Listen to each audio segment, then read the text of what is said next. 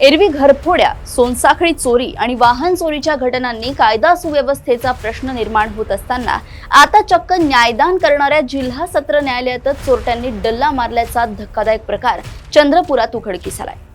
चंद्रपूर जिल्हा सत्र न्यायालयातून महत्त्वाच्या खटल्यांच्या फाईल्स चोरीला गेल्या असून त्या परत करण्यासाठी चक्क न्यायालयातील वरिष्ठ लिपिकाकडे 50,000 रुपयांची खंडणी मागण्यात आल्याने संपूर्ण प्रशासनात आणि विधी क्षेत्रात खळबळ उडाली आहे। मिळालेल्या माहितीनुसार न्यायालयात बाह्य यंत्रणेमार्फत डाटा एंट्री ऑपरेटर म्हणून कार्यरत असलेला आरोपी प्रदीप लांडगे याने न्यायालयातील 4 महत्त्वाच्या खटल्यांच्या फाईल्स चोरल्या। यामध्ये फौजदारी अपील, पॉक्सो आणि दिवाणी खटल्यांच्या गंभीर दस्तऐवजांचा समावेश आहे।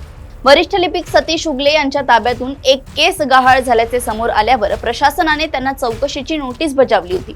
नोटीस मिळताच आरोपी प्रदीप लांडगे यांनी लिपिक उगले यांना फोन करून चोरीच्या फाईल्स परत देण्यासाठी 50,000 रुपयांची मागणी केली। 10 ऑगस्ट 2026 रोजी चंद्रपुरातील हॉटेल पॅलेस मध्ये झालेल्या बैठकीत लिपिक उगले यांनी आरोपीला 25,000 रुपये नगदी दिले। मात्र उरलेले 25,000 रुपये दिल्याशिवाय फाईल्स देणार नाही असा पवित्रा घेत आरोपीने केवळ दुचाकीच्या डिक्कीतील कागदपत्रे दाखवून तेथून पळ काढला।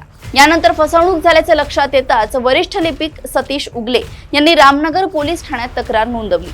पोलिसांनी तपासाची चक्रे वेगाने फिरवत आरोपी प्रदीप लांडगे याला तत्काळ अटक केली असून त्याच्यावर भारतीय न्याय संहितेच्या कलम 308(2) आणि 316(4) अन्वये गुन्हा दाखल केला। न्यायालयाने आरोपीला पोलीस कोठडी सुनावली असून या धक्कादायक प्रकरणामुळे न्यायालयाच्या अंतर्गत सुरक्षेचा आणि गुप्ततेचा प्रश्न ऐरणीवर आला आहे।